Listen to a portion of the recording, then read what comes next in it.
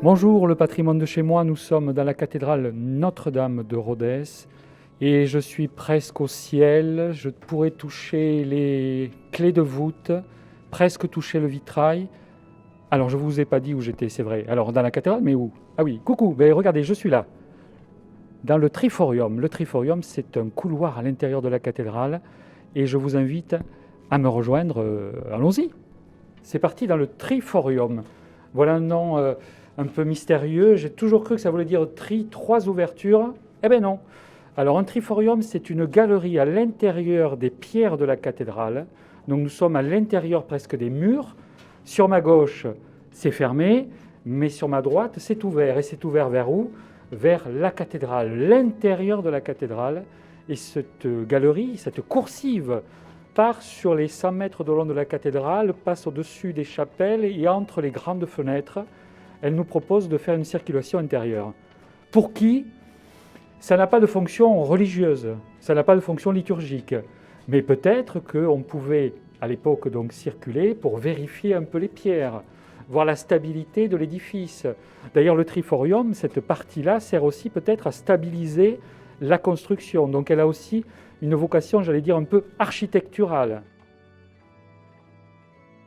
J'aime beaucoup dans ce triforium, il y a l'arrondi des piliers que l'on retrouve montant vers le ciel dans la cathédrale, et ces colonnes, ces piliers, donc il y a ces arrondis, et puis après il y a ces grands rectangles de pierre, donc, qui englobent, qui avalent 2 ou 3 ouvertures, des ouvertures avec un petit arc. Voilà, on forme un peu de trèfle, donc on rentre un peu dans le vocabulaire gothique, mais j'aime ces formes rondes et ces formes rectangulaires, voilà, qui se mélangent. Quelqu'un a parlé du mur ondoyant de la cathédrale, et je trouve que cette image est très belle. On a l'impression qu'il y a ce mouvement-là, voilà, qu'on est en train de circuler, d'ondoyer comme un poisson remonterait le courant.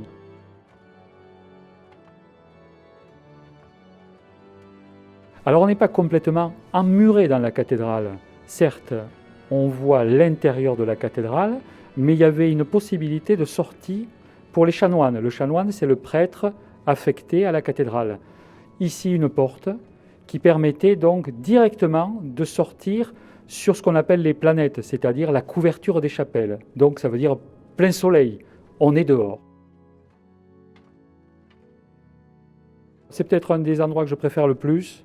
Il y en a beaucoup à la cathédrale. Mais, comment dirais-je, il faudrait être vraiment difficile pour ne pas apprécier le point de vue. Et le point de vue sur quoi? Sur 3 siècles de construction. Il faut imaginer que là où nous sommes, c'est plein est. C'est là où les premières pierres ont été posées. Petit à petit, on s'élève. D'autres hommes viendront, puis d'autres hommes qui vont dérouler ce long tapis de pierre entre la terre et le ciel. Et c'est là donc qu'on peut embrasser les 100 mètres de long, mais aussi, j'allais dire, presque embrasser le temps, survoler le temps, être en suspension presque entre la terre et le ciel et presque l'éternité.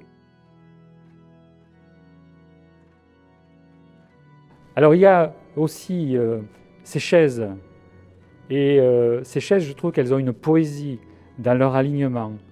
Voilà, je ne sais pas, elles ont quelque chose. Alors, il y avait la chaisière autrefois à la cathédrale, dans les années 50, 60, où les chaises étaient, et même avant, où les chaises étaient réservées à des familles, et la chaisière, donc, gardait votre place. On lui donnait une petite pièce, elle avait sa petite sacoche qui cliquetait de ces pièces. Donc il y avait quelque chose où les chaises étaient réservées, c'était nos chaises réservées à telle ou telle famille. En étant dans ce triforium, donc on a, j'allais dire, presque accès à tout, en tout cas à tout ce qui s'élève, qui monte très haut, puisque nous sommes, nous, à près de 30 mètres. Et là, je peux presque aussi toucher le buffet d'orgue. Je peux même sentir les vibrations de la musique. Et des vibrations, il y en a, puisqu'il y a 3155 tuyaux. Donc les plus gros sont à quelques mètres de moi, mais derrière, il y a une immensité, une forêt de tuyaux.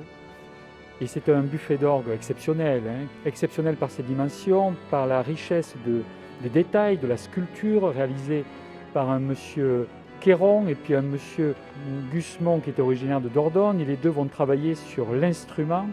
Il faut un instrument de taille parce qu'il faut faire entendre la musique sur 100 mètres de long. Tant et si bien que quand le buffet se met à jouer. On a l'impression presque que les pierres chantent avec le buffet d'orgue. Il faut essayer d'imaginer les fidèles qui entraient et qui continuent à entrer et qui entendent la puissance de cette musique et qui vous amène directement au ciel. Vous êtes soulevés par ces anges qui décorent avec la Vierge Marie et l'enfant Jésus et les évêques de Rhodes. On a l'impression que cette musique prend corps et qu'elle vous soulève littéralement. Ou si vous ne tombez pas à genoux, vous êtes transporté au ciel.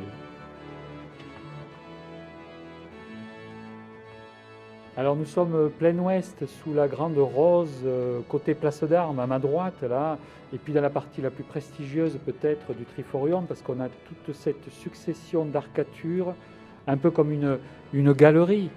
Et on se sent encore plus privilégié, parce que ce sont des endroits où le public n'a pas le droit d'y aller pour des raisons de sécurité. C'est réservé un peu pour la sécurité, la maintenance, vérifier un peu la cathédrale et sa stabilité et son décor. Donc on est vraiment là dans un parcours de rêve. Nous volotons au-dessus de la cathédrale, entre pierre et ciel. Et ce que j'aime dans le Triforium, c'est aussi qu'il est horizontal, alors que tout dans la cathédrale aspire à nous faire voler vers la verticalité. Donc il y a une ligne d'horizon au milieu d'une aspiration céleste.